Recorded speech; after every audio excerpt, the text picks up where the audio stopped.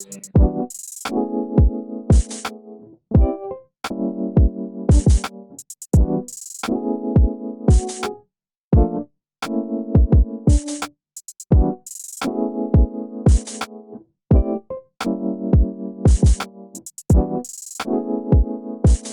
was pretty terrible. Wait. We started this podcast off wrong. We got to do intros first, man, before we jump into the stories.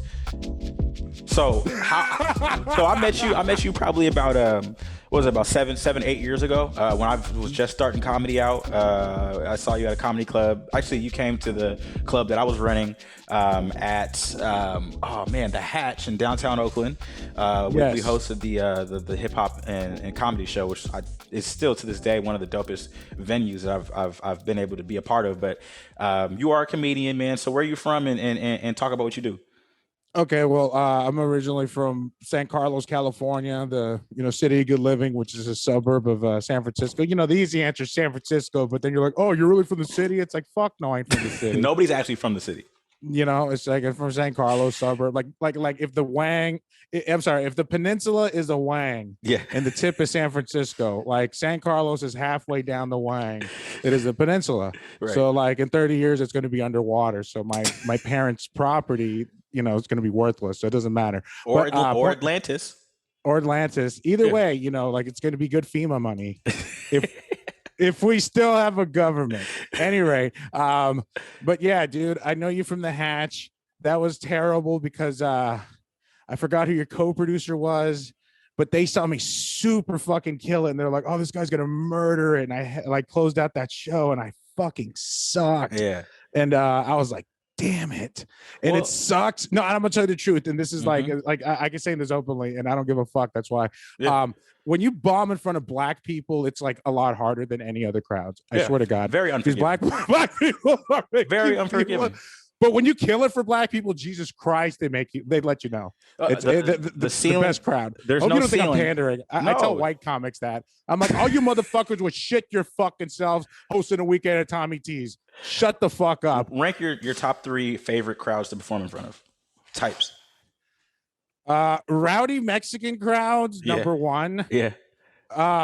Really? I don't give a fuck who you are. Yeah. I mean, I'm sorry. At least for me personally, like a rowdy Mexican crowd that may or may not be on coke, because when they're on cocaine, that makes them extra not laughy. So you got to fucking really tickle them like extra hard with the jokes. So like, you tickle them because they're not expecting me to bust out the Spanish. Right. And then I'll bust out the Spanish and they'll be like, oh, fuck it. Like, hey, this is a dumbass question. Is comedy in Spanish? Like, could you pull off a set in Spanish?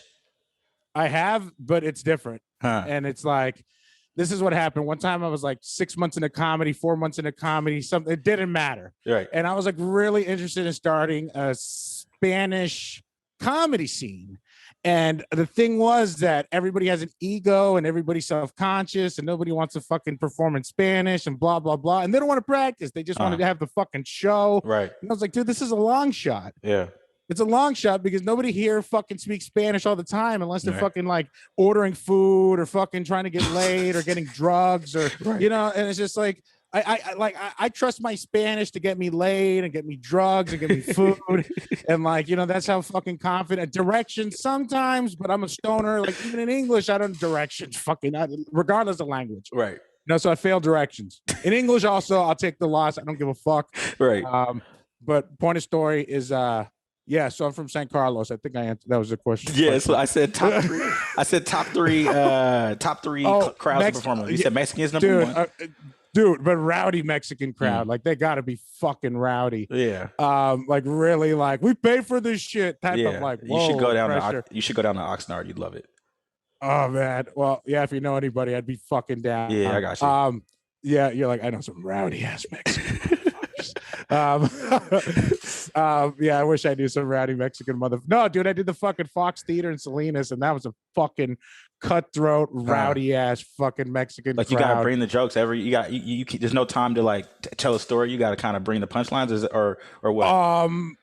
Both. I got them on my side with the quick punchlines, and then I started telling stories and never told into a microphone that I've told off the microphone to Mexicans. Right. But I've never had the chance to do, because it was like in Salinas and it was like 500 Mexicans. So I figured at least 500 of them speak Spanish because it's fucking Salinas. Right. So I'm just like, dude, so I started doing these jokes in Spanglish that I never have done. And they fucking killed. Yeah. And I did crowd work in Spanish, and that fucking killed. And then, like, on the ride back, one of the comics who I really looked up to was just like, "Hey, you're fucking hacked for speaking Spanish out there." And I was like, "Are you fucking kidding me?" You gotta use your tools. You gotta use your tools. Hey, dude, I was gonna say skill set, but that's a tool. Right. I saw some dude fucking murder it at a live comedy show recently. Stole the show because he was singing. He was a black guy singing "My Girl." Fuck that shit. I was like, damn, I wish I followed this guy so I could fucking be fucking right now, have my heart in my throat, like, don't. I gotta fucking follow this guy. Like, Jesus Christ. What the okay, so I mean, that's how I was just like, dude, like what one time I was doing this show in the city, and like this pretty boy with a beard, like, "Hey, how you doing?" Type of guy with a guitar. He's all like, "Hey man, do you mind if I go first?" Because I was supposed to go first, and I was like, "Hey bro, it's not up to me, but like if you could get that done, that's cool, man." Right. Murders it. This guy's like a nationally touring headliner. Oh, I know, dude. I mean, I don't know him. I've seen him perform once, and I was like, "Fuck this guy, dude." Dude, I was like, fuck this guy. There's a couple of guys like that, but the one I was talking about is Morgan J. That's what I meant. Dude, that guy's a beast. I had to fucking follow him. Yeah. And I was like, how the fuck do you follow that fucking guy? For people that don't know. He's hot. For people that don't know, he brings his guitar on stage and he sings like one-liners pretty much, right? Serenades, dude. More so, it right? Gives you a dude, but no. I mean, like what he does is just like, some people say that's not comedy. Like if you saw the new Bo Burnham special, that's not comedy because he's singing it. It's like he's doing it by himself, one camera, and that's fucking funny. The shit he was doing and making fun of white people. Who like the way comedy police. The comedy police are people that are so dissatisfied with their own comedy. They got to make a fucking ranking of what's good and what's not good. Right. So they can feel better about what they don't have. So how long have you been in the comedy game for? I'm going to lie and say 1 year. I am a one. No, I'm just kidding. No. Dude, I've seen this guy fucking say he's been doing comedy for 5 years. And when I met him in 2016, he said that. And I was just like, it's 2021. So if you do the math, it's been 5 years. So he's been doing comedy at least 10 years and he's been lying about it. So at least 11 years, 12. Who the fuck cares? I'm not the comedy police. Oh, I think it's kind of embarrassing, right? If you say 10 years and people don't know your name yet, right? That's kind of tough. It is super tough, man. I mean, I'm at the 8-year mark. It's going to be 9 years in November. I'm a no-namer. It was so funny because some dudes, I forgot what the fuck he said. He said something to the effect of like, yeah, dude, well, you're not a name. I was like, no fucking kidding, man. Yeah. Like, you didn't have to fucking tell me that. I could have had my mom tell me that. If I really, wanted to get that. Yeah. But at any rate, dude, people are hurtful. People are star fuckers, especially in Hollywood. Like, everyone gets bumped if like a celebrity comes by, like, which is cool. Right. But like, imagine though, it's like you finally got passed at a club and it's your night to go up and your friends know you're going to be there. And then like, I don't know, somebody walks in who's like super famous, like one of the Wayans brothers, which would be cool to watch, but those dudes go on for hours. They always go over. And I mean, I don't know, man, this is probably, to be honest, they earned it. Some of by their name, I think some of those comedians, that use their star name to just get stage time, and then they just recycle jokes that we've all heard before. You know what I'm saying? That's what I feel about a lot of those, big name movies, like, now film stars that come in and start doing comedy again. That was obviously the roots, but I just remember being so disappointed seeing a few comics go up and just literally just regurgitating jokes that we've all heard before, or they're very telegraphed. And me personally, I just don't find that as entertaining as a comic that's like throws you all this misdirection and you don't know what he's about to say next, and the punchline is hilarious, like Dave Chappelle, right? Obviously he's like the best, but Well, like, here's the thing though. Like, what's funny as fuck though, I got to name white comics. So when I get into these arguments with white comics, I could fucking bitch slap them with white comics. And like, because if I say a Mexican comic, they'll be like, oh, blah, blah, blah, so hack. And he only gets away with it because he's Mexican. Same thing about a black comic. Oh, he could only get away with it. Like, I had a fucking white comic call me out saying, oh, you could only get away with these jokes because you're Mexican. And I was like, dude, if I wasn't Mexican, I wouldn't be telling these fucking jokes because this wouldn't be my fucking story. Right. It's exactly. This is a reflection of who I am. Exactly. Do you ever order drugs in Spanish? Do you have a fucking, I could get you fucking cocaine face like me? Right. Like, that's the type of dude that fucking I look like. Wait. You have a can I get cocaine face? Yes. Can you get cocaine face? I absolutely have I can get you cocaine face. And like, look at me, just like that. I can get you cocaine. And like I can't. Not for the fucking life of me. I'm like the only Mexican that can't, but I got the face though. It's like fucking A. It's up, you know. So look, you started your comedy life in San Francisco, I'm assuming, right? Yes. I was born in the Castro. No, I'm just kidding. I was. No, I love the Castro. By the way, I one of my closers about the Castro. Yeah. I love the Castro. And I'm not even making fun of gay people. You know, sometimes I tell people that my closers about like gay people. They're like, "Oh God." I'm like, no. It's not like either that. It's either that or drugs. If you're talking about the Castro. No, it's empowering as fuck because nobody wants to fuck me. But then I'm in the Castro, and then these guys want to fuck me, and so I'm just like, fuck yeah. I don't even know if somebody's type. Like, you know, and I'm a fucking bear.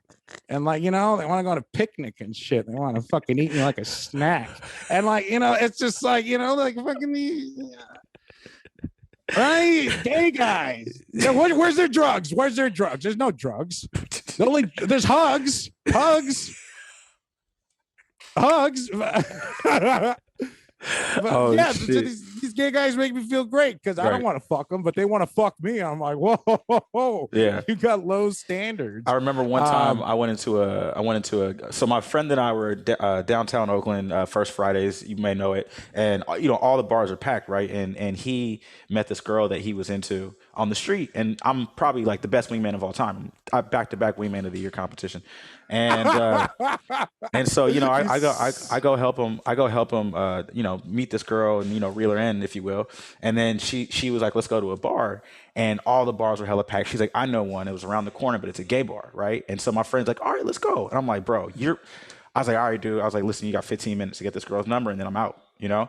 So we go into the bar, and I'm not trying to be homophobic or nothing. So this dude comes to talk to me immediately. I'm buying a drink.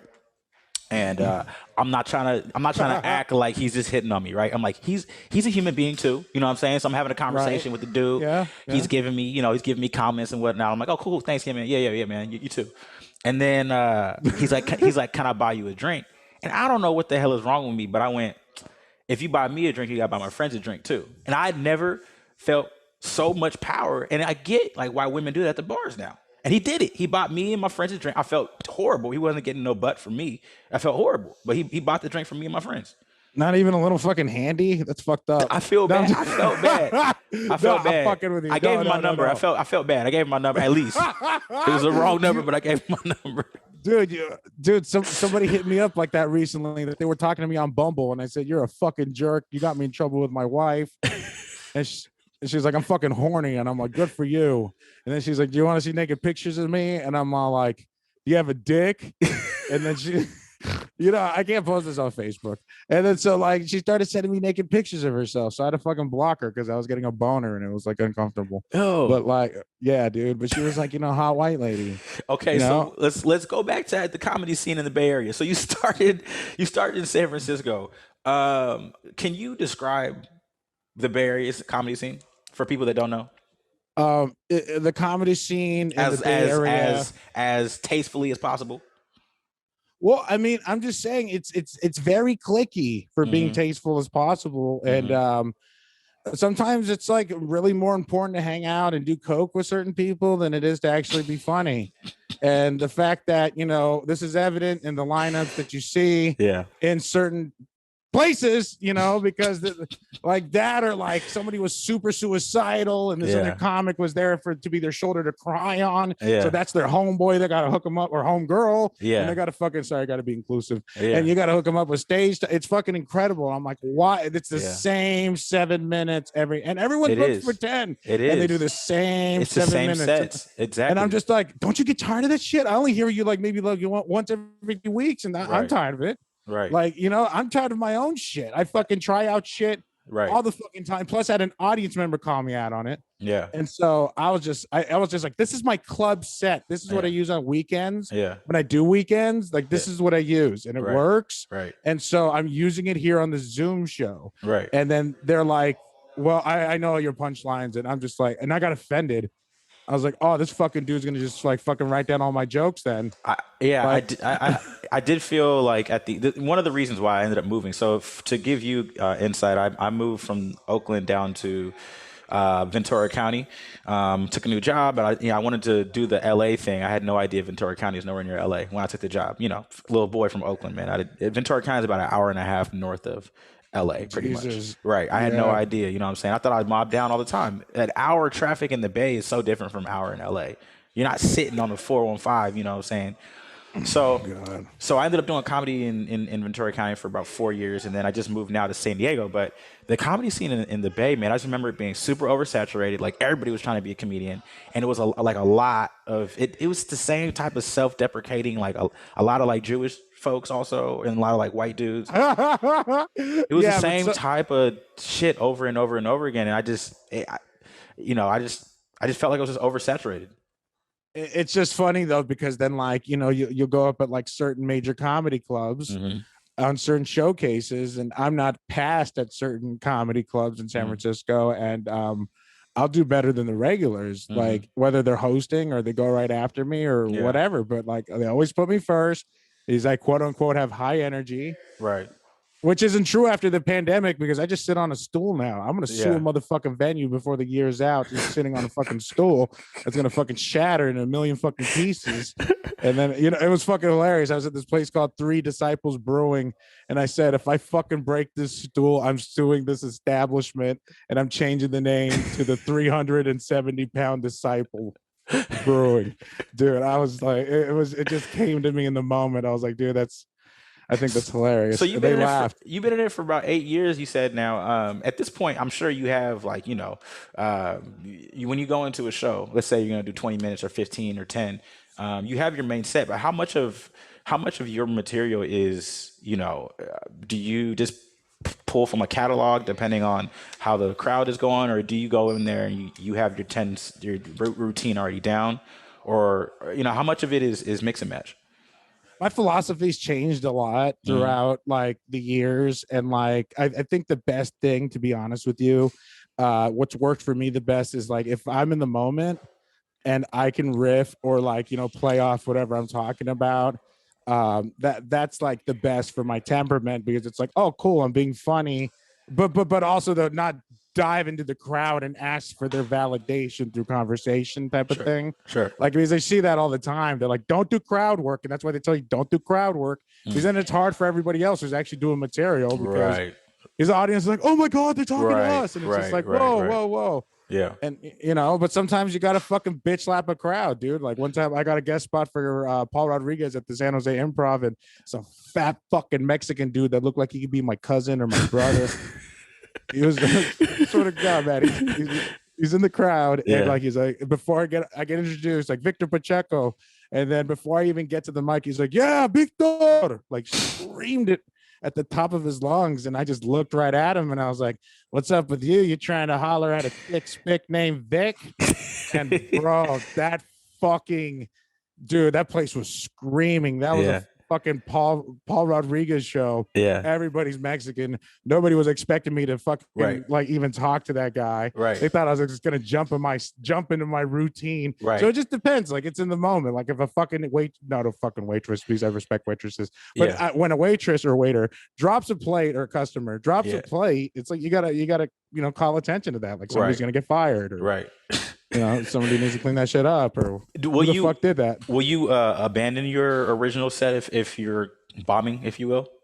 I hate that word bombing, but if it's not going the way that you're, if it's not going, yeah, it depends if I hate the crowd. If I hate the crowd, I'll keep going. Like I'll be like, no, I'm gonna win them back with my shit, yeah, even though it's dying right here. But you know what? I'm dying, and I'll just be like, I'm dying, and then just start exactly where the fuck I was with fucking false bravado. Because yeah. you know, when you admit you're dying, they usually laugh, but sometimes they don't laugh. Sometimes they And don't. I hate oh my revealing. god. I hate when comics reveal the curtain, of what's going on behind the head.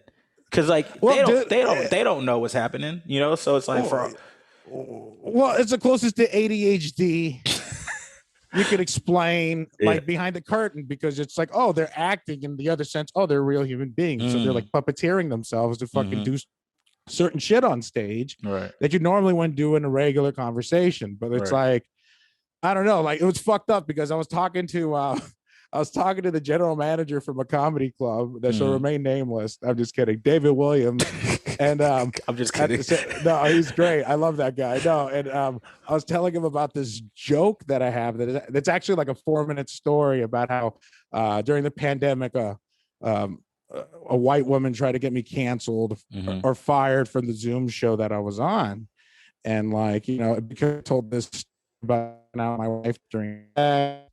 And I told the manager the story, and he's laughing his ass off. He's like, "That's a funny story." And I was like, "Dude, I've done it on stage like 8 times. It works every time." Right.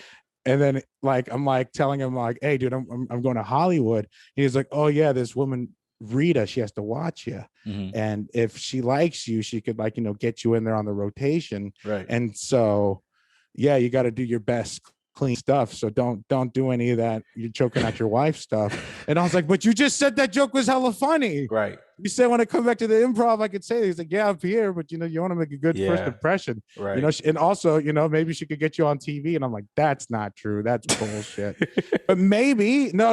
In my mind, that's bullshit, because anytime anybody tells me anything that I'm like, potentially, like, because if this dude like actually vouches for me and says, "Hey, can you give this dude a look-see?" Right. Which supposedly she does, but get me like on the open mic or whatever. I don't fucking know. Everybody has there's so many pimps in the comedy scene.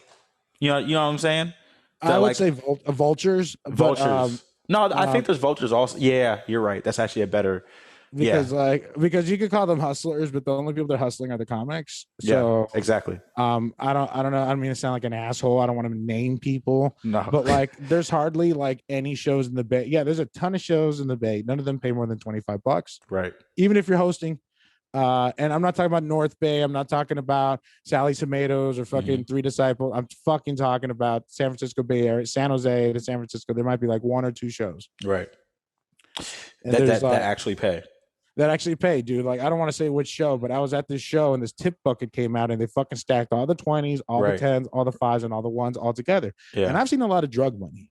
That shit was fucking at least $1,200-$1,400. I got paid $15 fucking dollars. Yeah. Like, what the fuck's the math on that? Yeah. It's like a fucking like, dude, Jesus Christ, 1%er. Yeah. So I was running my own comedy shows when I got to Ventura. Much like when I was doing up in Oakland. And my biggest thing is I want to make sure I'm paying the comics, and I want to make sure that my crowd is comfortable as well. But my number one priority is comics. It's coming from a comic, and I wasn't making a bunch of cash up top, but I felt a lot better about putting together a show where the comics are actually getting fucking paid. They're driving, get them drink and food tokens as well, and I'm actually paying them more than the $10, $20, $12 like they, or not at all, right? You ask a comic to come and it's like, oh, this is like a freebie. It's like, dude, no, that's a skill. They're performing a skill. You fucking pay them, right?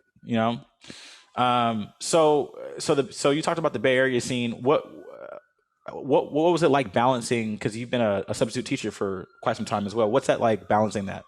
Oh, dude, it's incredibly fucking terrible. Because sometimes like this has happened. Like I was scheduled to work Monday through Friday from 8 a.m. till 4 p.m. All Monday through Friday. But then I realized that I some of those days I get off at like 2:30. Right. And so like I had to go to Santa Cruz.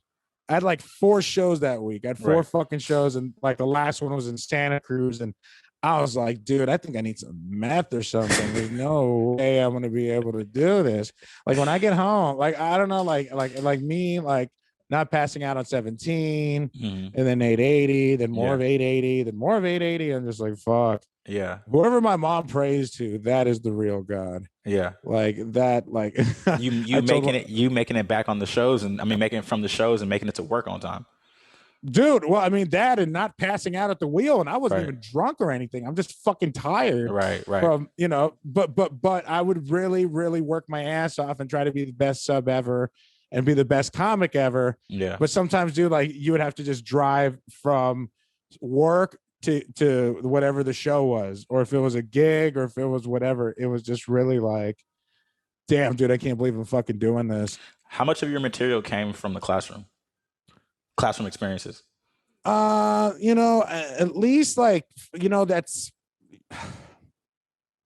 you know, like I've written material that like I can't even use on stage. It's more situational, like for a movie. Right. But like, so that I'm not counting that. That doesn't count. So like material on stage, like about 20 minutes of stories, but none of them are like heartwarming, you know.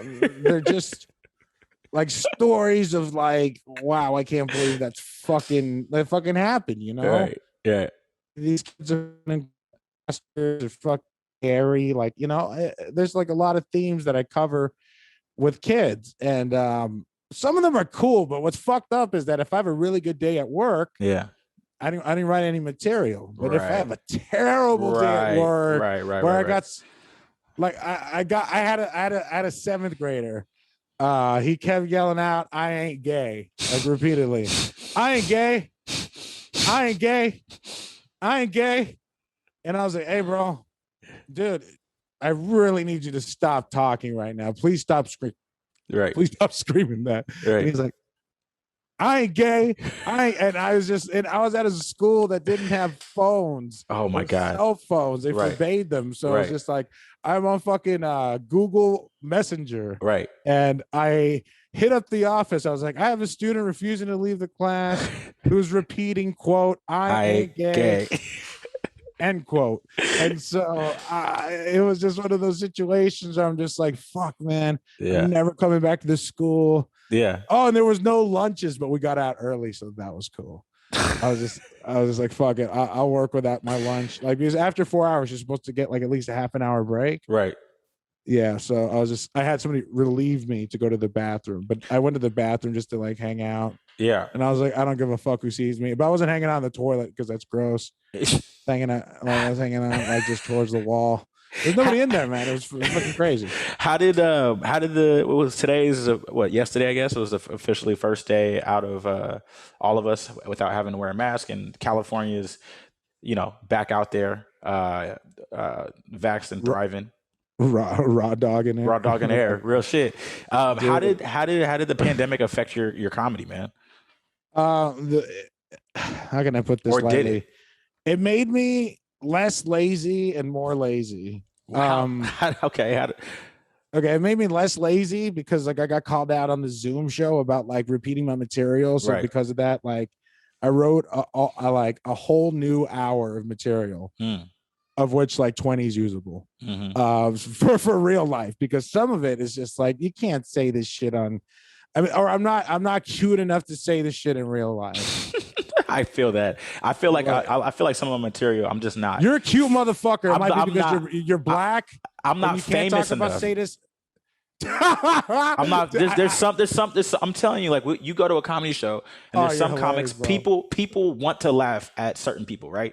And then there's like the people with the no names, and they're like, who, you know, people are, well, these are maybe the black crowd you're talking about, but you know, people are sizing you up. Unless you have a name, right? If you're like a Wayne's brother, everyone's gonna laugh. It's like, oh, a chicken crossed the road yesterday. Why? You know, he's gonna tell that, and everyone's gonna bust their shit laughing, right? Because it's his name. But you know, if it's some no name person, you're not gonna give them a chance, so you're gonna have to. But you know him from TV, you know him from scary movies, you know him from fucking, you know him from a lot of places, man. You saw him do an interview where he flipped out on somebody, and you were like, "That's my homie right there." I love that guy. Right. And so when you see him at the comedy club, you're like, "Oh my god, I got this connection because when I was fucking addicted to oxys, you were on TV." And like, you know, people have that nostalgia about like, "Oh man, when I used to get fucking oxys and shit, man, dude, I got fucking pissed off, and I don't know why I'm using using this platform to fucking vent about it, but I will. Hey, I'm here for you, dude. Thank you. I fucking recently went to my fucking old pain management specialist, my sports medicine specialist.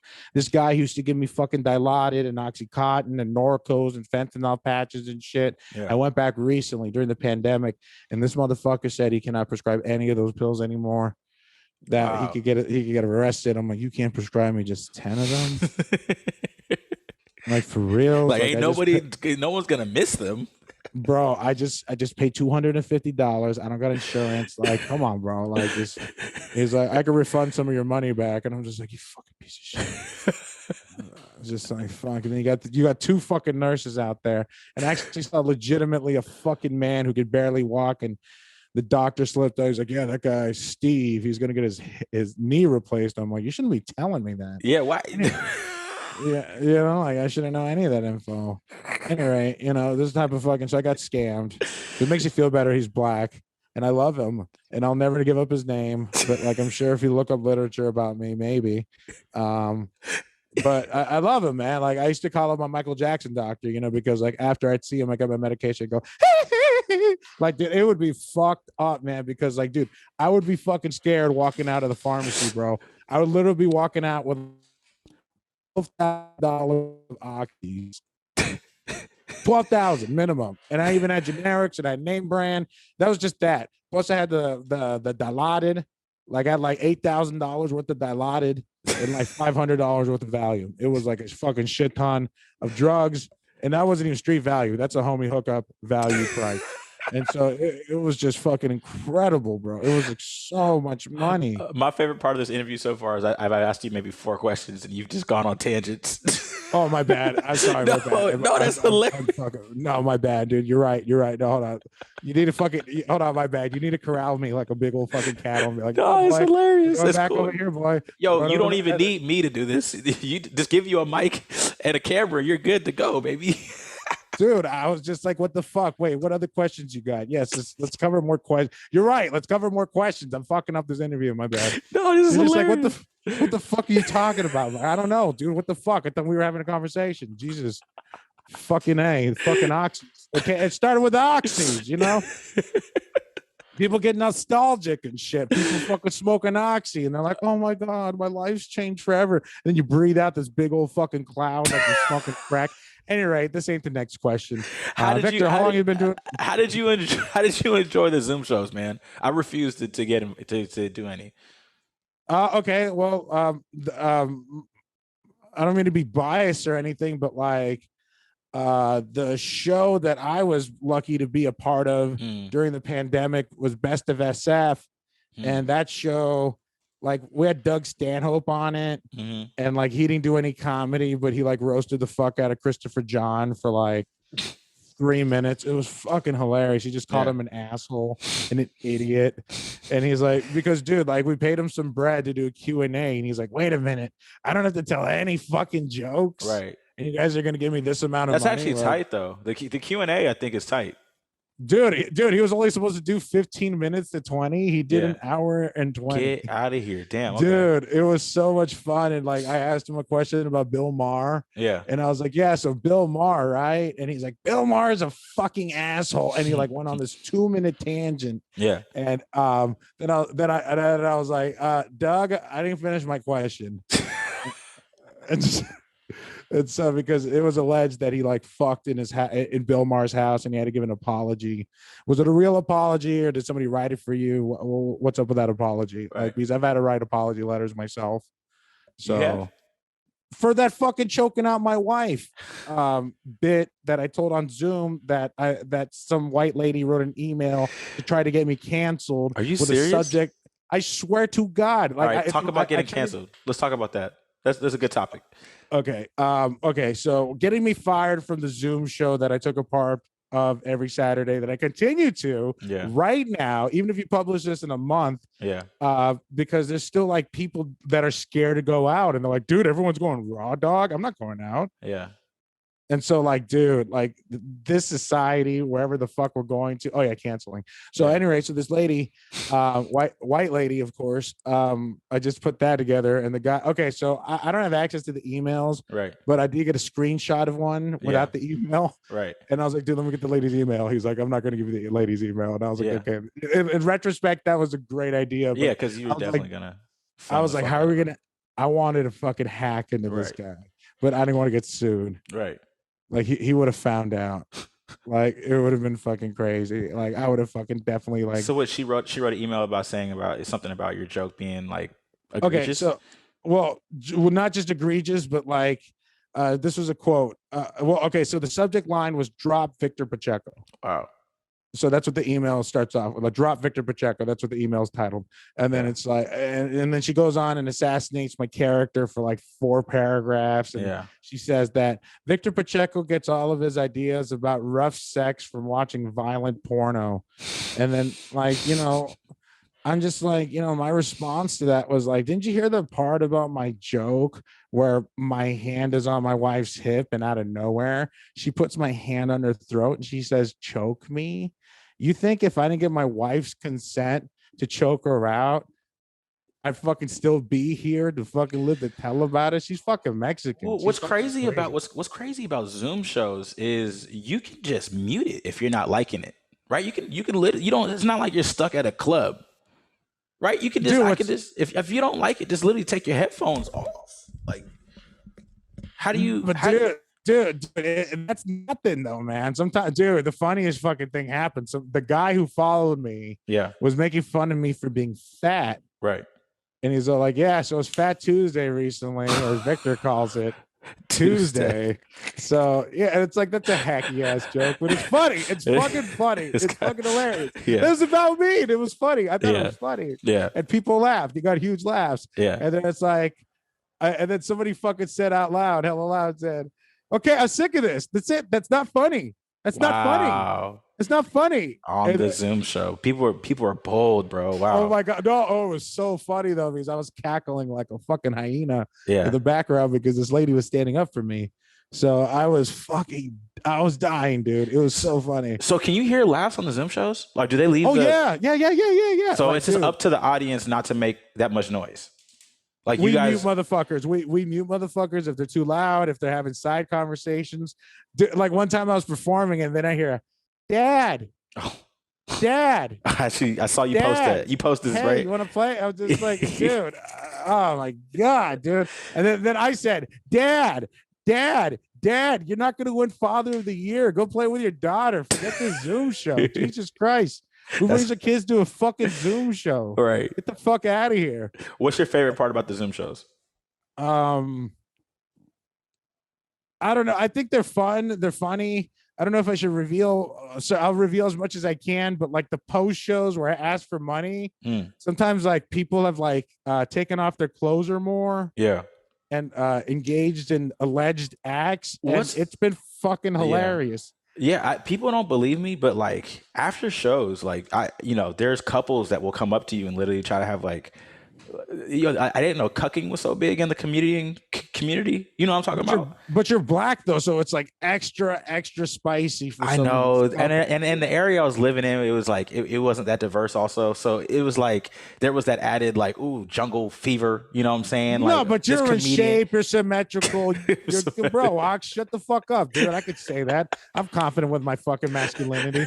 I don't fucking care. Oh yeah. Oh that fat motherfucker's gay. I don't give a fuck it. I don't fucking care. It's just like shit. Yeah, but like people like being super turned on by comedy is like a thing though. You know what I'm saying? It happens, dude. You haven't been turned on by comedy? You haven't been turned on by comedy. Dude, it's like, people like are pansexual. I'm like comedy sexual sometimes. And it's not even like I get a real boner. It's like I get a fucking man crush or a lady crush, depending if it's a man or a lady. It's a comedy crush. Yeah, I'm like, oh my God. You're fucking somebody. You're humor sexual? I'm a humor sexual. Yes, dude, that's fucking brilliant. We coined that. We coined that right now. We coined that. 4/16 on the 17th of June. We coined. I'm not saying this because you're black. I'm not saying this because you're black and I look way older than you, but you better not Marvin Gaye me about this joke. Okay, that's all I'm fucking saying. That's all. Okay, that was kind of because you're black, but I'm also an asshole, and I just want you to know that I love Marvin Gaye, and if that's how I had to bring it up, well, fuck it, R.I.P. Bro, could you But imagine? Can you imagine killing your most talented son? I don't have any sons, and no, I can't, That's dude. That's crazy. like, dude, His and dad. he gave him the gun. That's crazy. He gave. Sorry, I'm all emotional No, about this. I wasn't it's even. It's crazy. fucked up. It's fucked Like, up. dude, you shouldn't die like that. Like, so, dude, like, Yeah. what else was out there? His voice wasn't cracked because of drugs, or if Right. he was using drugs, he was using the correct amount, Yeah. or like doing the treatments that you do after you do cocaine for. Yeah. It's like your producer's like, no, you got to take these little nummies that you inhale. They're like poppers. I don't fucking know. I'm not part of the 1%, but I imagine it'd be something like that to revitalize your fucking. Come on, dude. I mean, seriously, dude. They have these motherfuckers that after your hangovers, they come to your house and they fucking hook you up to these like, like these detoxing whatever nutrients or whatnot. Yeah, they have they have detox bars now, or I'm sorry, they call it IV bars. I mean, where dude, they plug you into so IV. weird. Yeah. Oh god, yeah. But then people are fucking pissed off about there being a fucking injection sites where people can fucking like needle exchange and. Hey, while we're on the topic of musicians, and I usually don't talk about other than stuff that I don't. Whatever, you're Mr. Tangent, but Pac. If Pac was still alive today, like, where do you think his career would have gone? And do you think he would have been canceled, or do you think, would he end up like Snoop Dogg, where people don't really think he's more of a joke than an actual musician? You know what I'm saying? Like, where do you think? I don't think Pac's anyone birthday was thinks just yesterday or a couple days. I ago. think Snoop Dogg is more of an icon than anything else. Repeat that. I'm sorry. Your internet was cutting out. One more time. Oh, I'm sorry. My bad. I don't think it was my internet. It was probably mine. No, I'm just fucking with you. I'm just trying to start shit.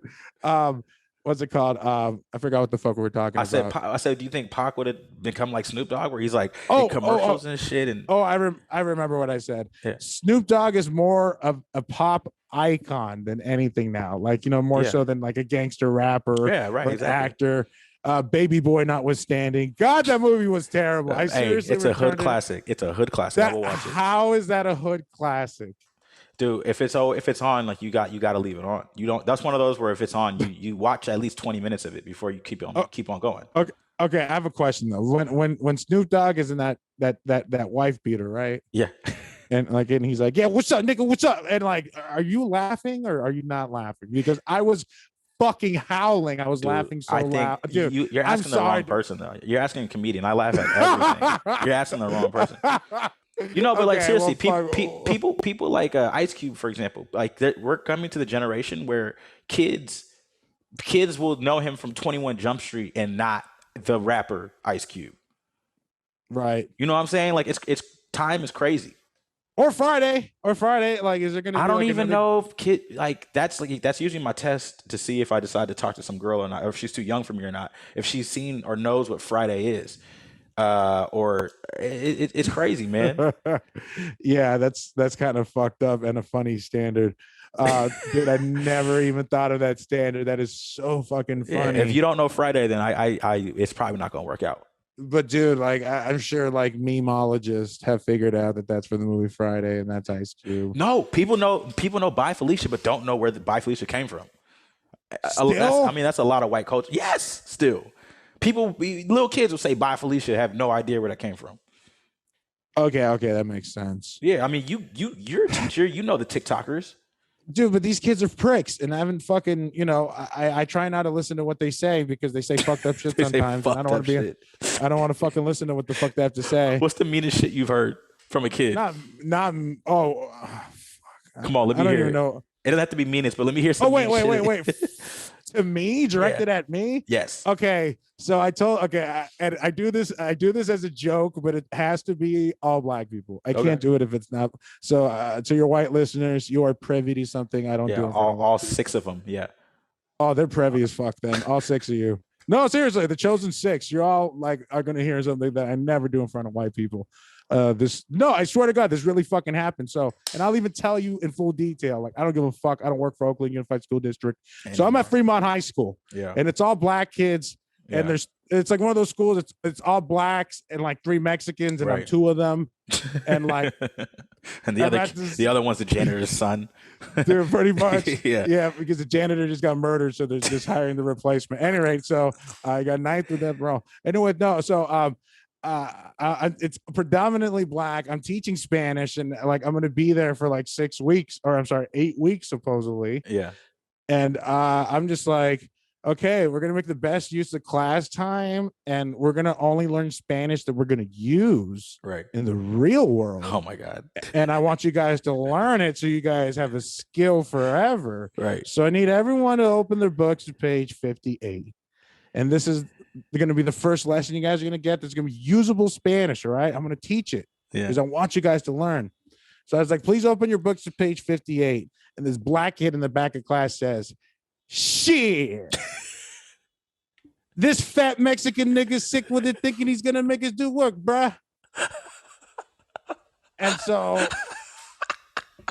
when I present this joke, I don't know if you want me to present it right here, but there's more. So at any rate, so I repeated. I was like, you guys hear what I just said? This kid said, shit, this fat Mexican nigga is sick with it, thinking he's gonna make us do work, bruh.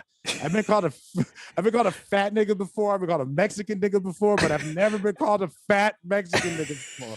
I was like, holy fuck, people need to know about this shit. So I had to write them. The kids, bro, like, just imagine, the fucking pricks. What can you say, dude? I can't. Like, dude, you got to see white people's face during the story. Yo, imagine. Imagine if you took like the kids' vulgarity and like more like what job do you think would translate to like the corporate? Where he could be like he'd be a great lawyer, just be out there cussing out but like using those cuss words and turning them into like law language. Unfortunately, the dedication that it would take to be able to present yourself in that field, a lot of people don't have. And unfortunately, I've been not the dream blockers, but try to like. Are you realistic in the classroom? I'm too realist. People hate me. And like I saw this kid during my digital media arts class with a fucking square, a blank square, these shit pictures looking like it was hard. Yeah. And I was like, hey man, are you making a rap album? And he's like, how'd you know? And I was like, oh, I just guess. And I was just all like, so that's cool, man. You're making a rap album cover. That's awesome, man. Like, so you rap? He's like, yeah, my name's Little blah, blah, blah. And, whatever. And I'm like, that's cool. So what are your songs about? Huh? Have you written any songs? No. Have you written any bars? No. Have you written anything? No. Have you gone to any rap battles or rap competitions or rap concerts at any level? Have you like gotten a book about rap? Have you ever like tried to talk to other people about rap or like-minded people so you can find out how to get into the rap industry, you know, so it could just be more than just a hobby? He's like, no, but you know what? I'm going to be the most famous motherfucker of them all. And I'm just all like, well, you know, did you just hear anything I just said? You know, a lot of comics like that.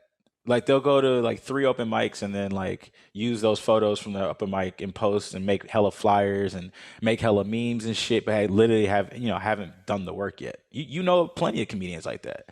Yeah, but like I unfollow them or I delete them, and I'm just like I don't know them. So like I know what you're saying. I know people do that, but like or like that one cool gig, right? And like there was just this fucking like they keep using that picture. There's like 3 good pictures from that night. They keep using those 3 pictures, and then they've aged terribly. Yeah, or they're way skinnier now, or they're way fatter now. Right. Or like it's just and it's fucked up because you can't compliment people no more because sometimes people lose weight because of type 2 diabetes, and they don't want to hear that they lost weight. It's like, oh, cool, this disease that's killing me. Yeah.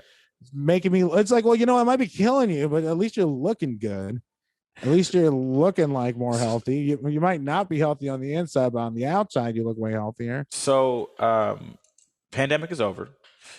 Yeah, there's no more there's no more COVID. This is gonna be What pandemic 2.0 I for gotta sure. you think it's gonna make a resurgence?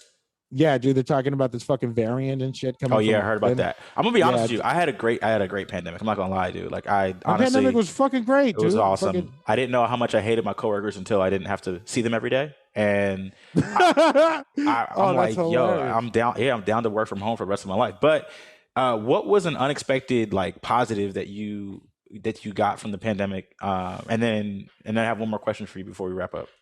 Yeah, absolutely. So the positive thing was that I have a comedy bookings were weird during the pandemic because some Yeah, of them were like hush hush, some of them were on Zoom, yeah. some of them were like not even publicized. Like it was Hmm. weird. So it was like the fucking Wild West and shit. So It was like during the it was like prohibition type shit, huh? pretty much so like any type of like Zoom shows that like paid, which is weird because why the fuck did they pay? Right. A producer who has booked me countless, not countless, but I could say at least like 10, 12 times, Uh, um, has booked me as a dirty comic. She's seen my video, I was yeah. dirty. She's seen me live, I was dirty. Right. There's no question about it. So during the pandemic, she messaged me. She was like, "Hey, do you think you could do clean comedy for 15 minutes?" Yeah. And I was just like, in my mind, I'm like, Yeah. I'm a dirty fucking comic. So if you think I could do it, I could do it. Yeah. I didn't tell her that, Yeah. but I thought it. I was like, yeah, absolutely. Right. And so it paid pretty good 15 minutes. I'm not gonna Hmm. lie. And so it was unexpected, and I haven't been booked since. But I was able, dude. It was funny though too because I put so this is a positive thing about it. I didn't brag about how much it paid. I Hmm. just fucking put up on Facebook that I could do 15 minutes clean. I just did a show on Zoom. It was fucking great. Thanks a Yeah. lot, Lisa. Right. You fucking rocked that. Thank you for having me. I Right. appreciate it. And then the general manager at the Improv said, "Oh, get 5 more minutes of clean stuff, and you could do New Year's Eve." Oh, let's go. That's what's And up. just that's it. 5 more minutes. That's tight. That's Yeah. pretty easy. Yeah. I just can't talk about drugs, and that part sucks. Yeah. Um, Which is your favorite thing to talk about, I'm assuming. dude, I mean, but I mean, what's there to be passionate about? You know, um, it's just like what. I mean, I already know what I'm going to talk about. The extra 5 minutes I haven't talked about, these outside shows not being really that intimidating during the pandemic. Like people are dying. That's not scary. You know what was scary? I got booked at a men's health expo. Yeah. Pre-pandemic. What the fuck? During the day, I'm like, it was like family friendly jokes. There's no alcohol. It promotes men's health. I'm one of the healthiest. I'm sorry, unhealthiest people on the planet. That's what I'm saying. Are you supposed to be the before or something like that? I don't know why I was there. It was just incredibly hard. And I'm like sneaking into the car to drink alcohol, Right. like a total degenerate. At the Men's Health Expo.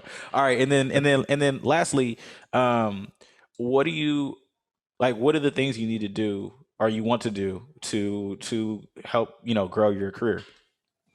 Honestly, this has been talked to me by like 3 people now, Mm. and I need to work clean, and that is so hard because like it's More like clean material, or you mean like no, just work clean. I could Yeah. like make a lot of my not a lot. I can make some of my stuff clean. Yeah, There's some stuff I can't say yeah, if it's clean. There's no way I could clean up the story about choking out my wife. right. Oh, Oh, there's no way. There's gonna no stay way with that one. You almost got canceled for it. You're gonna keep with it, huh? Dude, it's been doing great during live shows, and I Yeah. tell the story like, it's just like who the fuck would try to cancel? Who the fuck would write an email to a free Yeah. Zoom comedy show Yeah. during the pandemic? Yeah, when you just could have turned it off. Yeah, yeah. Yeah, no, a white woman. That's Yeah, who. of course. And it's just, dude, and it's so funny because white women laugh at that because they're capable, and or I don't know, but I think it's pretty fucking funny though. Dude, it was funny as fuck because I didn't get fired. No, of course not. At all. Like No. I got like we laughed about it. I had to write an apology letter. That's hilarious. Well, bro, I appreciate your time, man. It was fun catching up with you, man. Where can people follow you? People could go to my website at HispanicTitanic.com. That's a real website. It's so funny because lately, like I get the 2-minute light and I tell a 2-minute joke, and then I'm like, the funny thing is I was only supposed to be up here for 2 minutes. If you like me, follow me at HispanicTitanic.com, and people start laughing, and I was like, oh fuck, I forgot that like I was like, I'm not lying, that's my real website. And then always after the show, someone's like, I looked you up. That's your real website. And I'm like, yeah, it is. Look me up. No pressure. But yeah, you can find me there. Puro Papi Pacheco. So I can make it in the Latino world. Not going to happen either. But, we'll see. But yeah. But thanks for having me, man. I really appreciate being here. It was a really good time. And sorry if I didn't answer all your questions. Duh. All good, bro. Appreciate you, man. All right, brother. All right.